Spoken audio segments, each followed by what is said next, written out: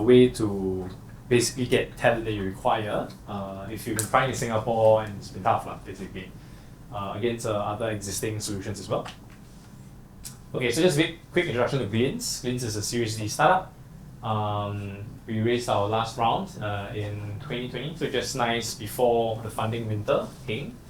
We're currently in 6 countries. Singapore is our HQ, followed by Malaysia, Indonesia, Vietnam, Philippines, and the only country outside of South Asia is Taiwan. And so my part of the business, we've been doing cross-border recruitment basically, and doing this for about 8 years already.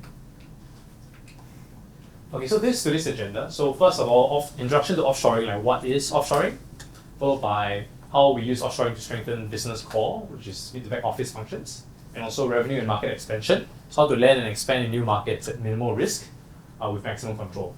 And lastly, more like a tidbit, right? I think some of our customer segments have not really explored offshoring before. And so one of the things they struggle with is managing a global or regional team on a remote basis.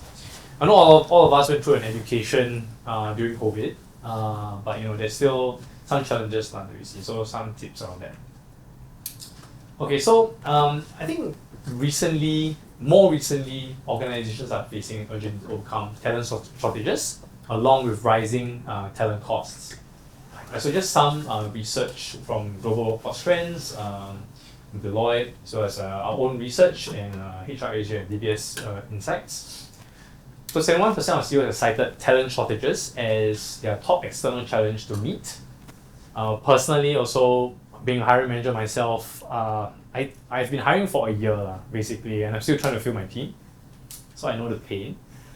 And I think most relevant to the group over here is that 65% of Singapore SMEs find it difficult to hire or find replacements, with 52% seeing few or no qualified hires, especially in tech roles. Right, as you may know, it's very, very competitive in Singapore. The big tech boys have really made salaries here very, very difficult to manage. So fresh grads come out like, hey, I want 6K or 8K, zero experience, but give me 8K. So it only goes high from there, and so that's the kind of challenge that SMEs I think must find, especially if you're not a big tech player or you don't have a good brand out there. So yeah, on top of being able to find enough talent, because of course our population is also declining, the cost to hire is also increasing significantly, not just in terms of the salaries, but the effort required to land a qualified candidate. Alright, so what does this mean for you? That, in our opinion, you should explore the concept of offshoring, and this concept is actually very real and close to home. Right, so simply put, offshore teams are full-fledged employees. That means you can treat them as your really part of your team, and only difference is that they are located overseas. Right, and primarily there are 2 ways to do offshoring. One is you set up your own entity, and the other one is to hire on your own. To hire through others. Right, so I'm talking about that a little bit more later on. But the primary benefits it brings to you is that you can hire your workforce at about 1/3 the cost in general in Southeast Asia. You can also access skilled professionals. I think a lot of us have the misconception that it's still developing nations across in our neighborhoods, right? But when you go to the metropolises, you can really see that things are improving a lot faster, right? So for example, I stay in Punggol. A lot of Singaporeans still think that Punggol is a developing part of the world, but similar analogy is very, very much more developed right now, right? Additionally, population tends to be extremely hungry, which can be quite converse here in Singapore. Okay, so the first use case is to strengthen your business core, right? So how we kind of think about this, right, is that you can think of it in terms of hubs. Right? So a tech hub would be like developer hub. So Nick, you mentioned Vietnam, right, building a tech house. Right? So Vietnam, Indonesia would be those ideal locations. Innovation hub. So similarly, Vietnam as well as Taiwan have very, very skilled labor in terms of the dev side of things. Corporate services, Malaysia and Taiwan as well, in their ability to connect with a global business. Right, and just some common roles that we see over here from each of these locations, as well as key advantages and some names that you might recognize who do leverage this with us. Right, so here's a SME spotlight. So this is Liu's maintenance group. As you may know, cleaning and servicing in Singapore is a very, very, very traditional business. But this company managed to actually push to hire a tech team to support and build out their infrastructure. So what they did was, the challenge they faced was an expensive and lengthy talent recruitment mechanism. And skilled local tech talent was very, very difficult, as I mentioned before, to find, right? Especially on an SME budget. And so what Glintz did was we tapped into our pool of talent. So in-house, we have about 7 million profiles across Indonesia and Vietnam. They come in through our platform on the B2C side of things. So if you go to Indonesia and you download and you look for apps to download, right, Glintz is actually number 1 or number 2, like across all apps, which is pretty awesome. And so we get a lot of candidates through that inbound. And Glintz provided the full HR coverage, meaning that they hired the employee under us, and we basically onboarded them, did their employment agreements, and settled everything, and we just charged Glintz a one-time monthly fee, for this service, as well as the placement fee, right? And they can get going straight away. So there's no need to set up an entity, to understand the hiring processes and all that, take care of all that for you. Right, so within 2 months, they managed to assemble a quality team of engineers while keeping costs low. Right, and of course, this helped them to get the productivity boost they look for while also keeping their burden low. And the second use case really is like revenue and market expansion. If you're looking to land and expand in some of the countries in the region, using an EOR, or employer of record like us, is another way to do it. Right, so in this case, marketing as well as lead generation. I personally lead a team of 17 SDRs. Most of them are based in Jakarta. Dani and Yunan are here. So they are based in Batam. Right, and yeah, it lands me about 30 qualified meetings a week out there. And yeah, it's very, very much more cost effective than hiring in Singapore. Right, so again, some ideal locations for each of the functions, and like the common roles you can hire up in this region. Our entire marketing team is also built out of like Indonesia. Okay, so another SME spotlight, Mascot Enterprises. Again, a very unique business. They basically produce mascots and props. So those that you see, the mechanized ones, they do that. And they serve clients from MNCs to government. Right, they were seeking to expand their customer base in Vietnam and the Philippines, which they did not have entities in. Right, so what they did was they wanted to avoid the hassle and risk of setting up an entity in those 2 countries, which were untested. Right, so if you have never gone and tried to set up an entity in Indonesia before, now it costs you about 900,000 USD paid up capital before you can even start the thing. Right, so the barrier to entry can be quite significant, especially for SMEs. And they were unfamiliar with the local talent landscape, so they did not know what was good and what was bad in that local market.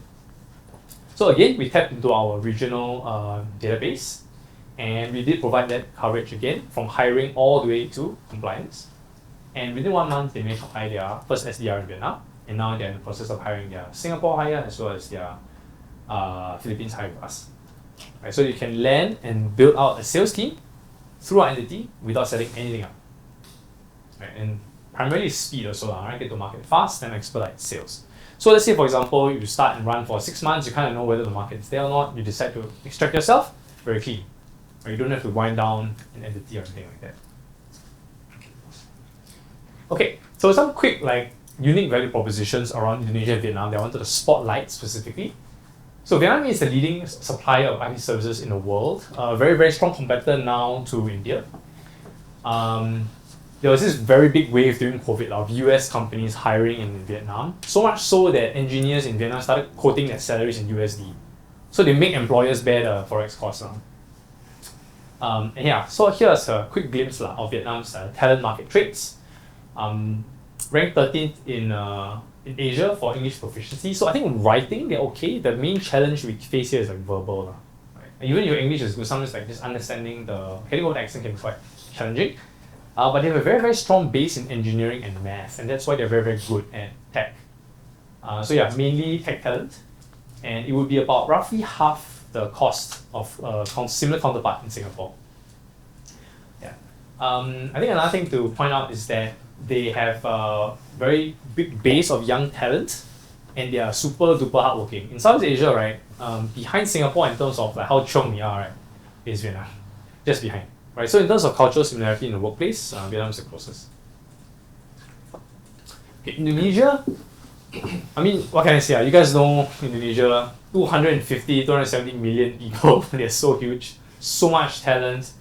You can really find whatever you need there, and in a very, very wide range of talent and cost. There's a lot of government investment into building up the younger generation into being viable talent on global playing field, and it's really economical. Right? 3.8 times versus US versus Singapore. All versus Singapore. Yeah. Right. It is really quite mad. So like if you hire a fresh grad, you are looking at all-in costs is like 1.2. Yeah. Singapore. Yeah. Which is like interns pay in Singapore right now. Right. So yeah, but really very, very hardworking and like solid output as well. Okay, so I mean one of the comparisons we usually get is like India, right? Because India was like the offshoring hub like for the longest time. So just some quick numbers, comparison between Southeast Asia and India. India is actually becoming more expensive now. Of course, there's still the really like cost-effective options, but you really don't know what you're gonna get out of there. We've heard that a number of times with some of our own clients who've tried that first, and then are now exploring Southeast Asia. Right, so yeah, you can really hire a full suite across Southeast Asia, and yeah, just on a cost basis, Southeast Asia is more competitive now than India. Okay, so some key takeaways, right? Offshoring in Southeast Asia can really be the key for SMEs to unlock business and cost savings that they might not have done or explored before. I think a lot of SMEs in Singapore face that It's a bit of a fear, like don't know how to do kind of like worry, which we can take care of. Indonesia and Vietnam would be, in our recommendation, largely the preferred hubs because we see a very, very strong rise in talent as well as local investment into the area. Yes. Any reason why Malaysia is not one of the? Just curious. Okay. Well, in terms of cost, if you lay out the countries that we are in, Singapore, of course, is the most expensive, followed by Taiwan, right? Third will probably be like Vietnam/Malaysia.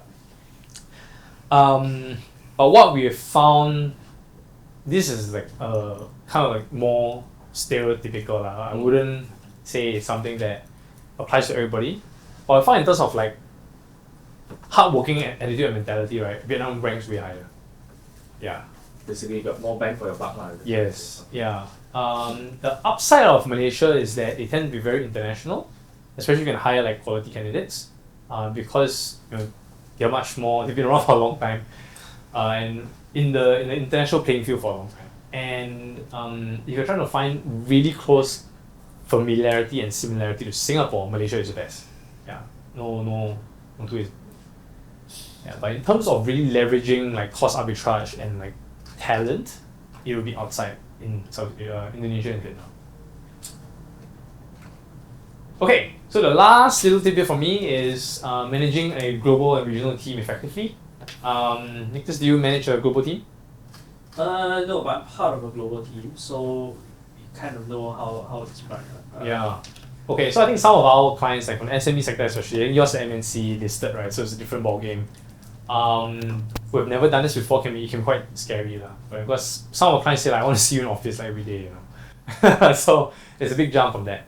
But I think most importantly is strong culture carried by the geo leaders, right? And our advice typically would be to hire a strong local leader because they can bridge the cultural gaps that you might have. Definition of a geo leader. So for example, if you want to start up a hub in Indonesia, right, you should have a senior person there who reports to you as your control tower, right? If it's a Singaporean based in Singapore, then that person still needs to be an even stronger champion of company culture because you're doing it remotely. Right? At least if it's like locally, there's less differences to overcome. So I think that's number one, most important.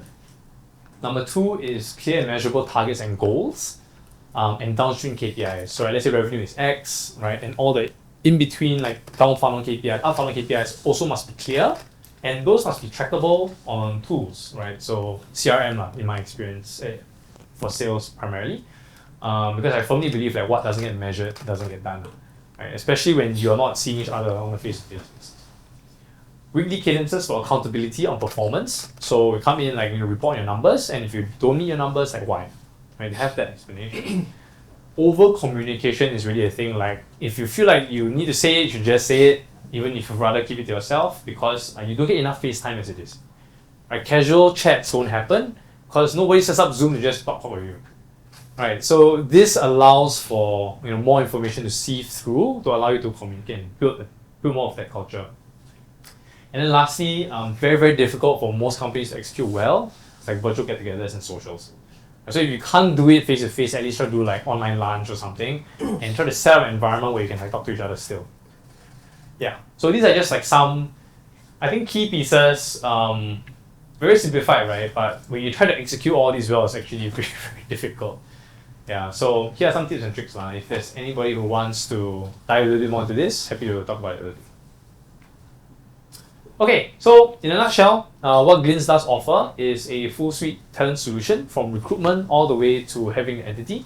So we hire for you, you can park them under us, but they work for you. So from start to finish, right, typically we take about 6 weeks from JD to hire. Then after they can start work already.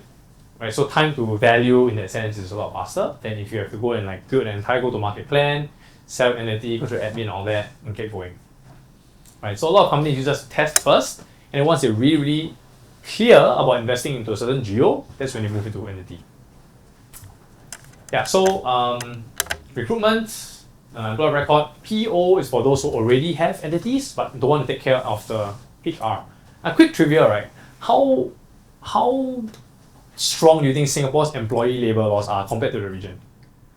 Like good or bad? Just these two. Oh. Weaker or stronger? Stricter, I presume. What do you think? I think it's worse. It's way worse.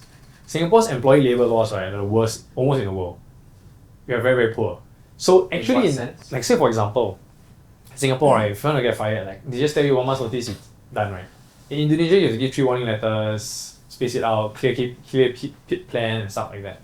So the region actually has quite a lot of compliance in terms of labor laws that most Singaporeans are not familiar with, as evidently for myself as well before I joined the business. And so taking care of this and doing it well is actually very difficult. Right? Something like, for example, in Indonesia, they change the tax every year, calculations. So if you're not familiar, like, if you're not familiar, you can get it wrong every year. And then there'll be penalties. Yeah. Interesting you mentioned that because like let's use UR example, right? Yeah. So for Singapore MOM now, UR is banned, right? They just announced in July. EOR, full EOR is banned. Employer record, right? So this is not that what I saw. Mm. So that's where the angle. So that means that's why I was wondering, like that's what you're asking me from a regulatory standpoint. Yeah. For now, I think if you starting from don't know when, I think July, if you are doing an EOR business in basically you can't do it in Singapore, right? I think it's a lot stricter, but it's definitely like small gaps, but the regulation is definitely coming down on it. Yeah, have you come across? So that's why my question is if Singapore MOM is not allowing EOR, but so do you see EOR being also banned in other countries, for example Vietnam or Indonesia? I highly doubt it because it brings a lot of exposure to the local to the local talent and it gives a lot of jobs. Yeah. But your EOR is you bring the employee to Vietnam to Indonesia, right? Do you actually do EOR for companies wanting to outsource in Singapore? Okay, so just to explain what EOR means. So for our business, typically we will hire like locals. Yeah. So they stay there, they don't move anywhere. So like say a US company trying to hire like a team in Indonesia, right? We hire a team in Indonesia under our entity and they work for the US company. So there's no movement per se. How about if it's a Singapore company, no entity here, but he wants to employ the US guy to Singapore? So if a US company wants to have not US company, okay, any company, but he doesn't have a Singapore entity, right? Okay. That's what the EOR is for. Correct. So he wants to employ the US developer to come and work in Singapore. Isn't that a EOR? If they use another company, yes, it would be. Yeah. So now that this model I just described is no longer legal in Singapore starting from July. So in Singapore, does this affect you? Because it doesn't. It does to a small degree because we don't get many companies trying to set up here. Yeah. Because setting up an entity in Singapore is so easy. The barriers to entry are not that high. But crypto firms cannot set up. Crypto firms cannot set up local entity because they cannot get the payment license. But crypto firms are the main user of this EOR today. They're paying like you said, sky high salaries, right? Yeah. So they cannot set up. That's why they use EOR. Yeah. But now cannot. It's no longer allowed. So that's why I was wondering where how is this? I mean, Glints is one Yes. of many EORs. So Correct. like, I was just wondering how is it affecting your? It will affect us, lah, but primarily our business is from like other countries into Southeast Asia, not into Singapore. Okay, gotcha. So yeah, we're not too affected by it. Okay. Yeah. Okay. Cool. That's it for today. Any questions around this? I don't really have Yeah. really many questions. Yeah. I think it is interesting because I didn't know that SDRs also can get hired, for example. Right. So I think talent shortage is a thing, right? So we've been trying to hire like sales for like maybe 2 years. Okay. We did hire someone eventually, but I think how does the SDR like model work? Because I guess they'll be all like commission based, and like who says we set the KPIs? I Yeah, guess, of course. but So you guys are employees. after that, Yeah. like how the commissions go, they also go to Glints or Yeah. they directly go to the SDR. So you calculate the commissions you pass to us, and then basically we will invoice you lah, the amount. So Yeah. that, so On top of that their Glints will have salaries. a cut also with the commissions or No, we just charge you a management fee. So okay. yeah, So it's a standard management fee. okay. Yeah. You run an SDR like setup, is it? SDR, AEs, CS. No, but I feel like where our sales cycle is lacking now is probably in the SDR side. So getting more qualified meetings, getting more of these. Of course, I do the qualification. I basically do everything now, right? Which is not ideal. But of course, this is kind of where I see the gap is. Yeah. So I was wondering, like, what are the average costs like on SDR? Because I guess tech roles is very, very fixed. Yeah. Right? They have like a project or something, a feature that they work on. Yeah. They go like 3 months or get it done. Yeah. But SDR is kind of like I gotta train them on the product. Yeah. And then also, so how is that? I would say you will require someone a bit more experienced because it's enterprise sales, right? So the sales cycle is much longer. Right? So it's, for example, like ours is a lot of SMEs and startups. You can close deals in like 3 weeks. Oh, Yours is definitely not. like 6 Yeah, months. yours is 6 months to a year, Yeah. I would assume. Yeah. Right, so they'll have to be good at multi-threading in omni-channel. So you have to be able to reach out to more than one person, get past gatekeepers, Yeah. the decision makers, right? So someone a bit more senior. So I'll say maybe like 2.2. Okay. Yeah. Just of course that's before the commission structure. Unless they're like on It could be. the total package. So if they do like Okay lah. 50 each, Let's just say it's base lah. Let's just say base. Base plus cost. I think maybe 2. Okay. Yeah. Then Okay. after that, your upside you can Okay. build on. Yeah, just something for me to consider because I think I can propose it back to my HQ and then Yeah. look at something. Your base here, right? I'm based in it. You have a chat. Yeah, we can have a chat. Yeah. I think that is something that's new to me. Like I didn't know. Yeah. I thought absolutely. mainly like backend roles. I guess like the all the backend roles. Yeah. Mid office, back office. Yeah. But yeah, front as well. Yeah, I didn't know front was also a thing. Yeah. So, something that I learned. Cool. Any other questions from? Yeah, I have a question in terms of the geo leader just mentioned. Yes. Does this role come from the client or you hire this person locally? So we advise clients. Okay, so all decisions made by hires, right, come from the clients. Right, we're just a middleman facilitator, right. So even though the employee may be under our entity, fundamentally you should treat them as your employees, right. We're just like a holding function. So a geo leader, right. So for example, actually we have a lot of true hire companies coming to us, China, and the typical execution we see is that they will hire like a Chinese person, like either they'll fly someone senior down, or they'll try to find someone there who's like Chinese. And a lot of them run like 999 kind of like setup, and very like just do as I say, kind of taskmaster approach, and it cannot bridge the local cultural work behavior, work style, and so they spend a lot of money and they end up failing. Right, so the geo leader really is someone who can act as the bridge between the local culture and the parent company and explain and translate the asks of the business into the execution in that country. Yeah, so the decision is made by the company, and basically it's us advising them like you should try to hire someone like strong but local who can buy into your company culture and translate that into the local workforce. So before approaching Glints, you hire some geo leader first, like as a. We can hire for you also. Or you can hire the geo Yeah. leader also. Yeah, or you can hire yourself and just put it on us, however you want to do it. Okay. Yeah. Another question is about Vietnam labor market. I know, yeah, I agree that people there they are working very very hard, but the other problem is, especially for the young generation in Vietnam, they change Jobs job. very fast. Yeah, very fast. How Yeah. to balance this kind of the engagement and this stability Yeah. for the team. Yeah, so there are a few levers you can pull. Again, the first and foremost one is company culture. If you can build a very strong culture and like again to build informal relationships with people there, so having a team will be very, very helpful because then you're tied not just to the company as like your paymaster, but you have a group of friends and you're a good mentor, you're a good boss. Right, so there's one lever. It's a long running one. You have to really build that into your execution really well. Second one is like getting them insurance, corporate insurance. So it's not something that all companies are able and willing to give, especially if they're doing direct hiring.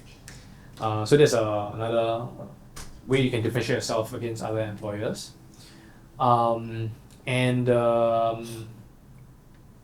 I would say that's about it actually. The rest of it, like there's not much else I think you can do unless you're really very, very competitive on your salary lah. Yeah. So for example, if like a startup, I guess SMEs maybe they're in a different scenario, right? But if say I'm a startup, right? I start a company today, and I'm alone. Yeah. But I have some vision and Yes. some like things I want to execute. Yeah.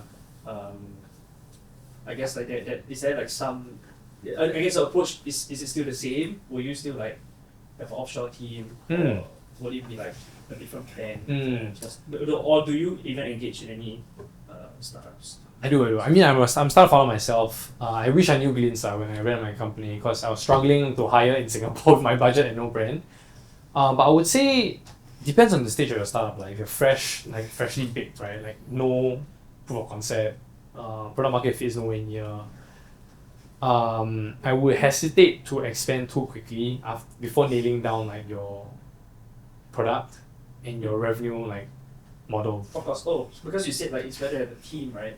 So say if I just need one guy, basically you are my offshore house, but I just need one guy, Yeah. right? Is that something that you see common? Yeah. Actually, yes. If you're very clear on how you're going to do it and you have good like approach to the business really, and you just need to hire people at a cost-effective rate, yeah, absolutely. Okay. Yeah, we have quite a lot of people doing that. Just hire a small team. Okay. Cool. Cool. Any other questions from the ground? All right. Sharing. Otherwise, thank you everybody. Thank you very much.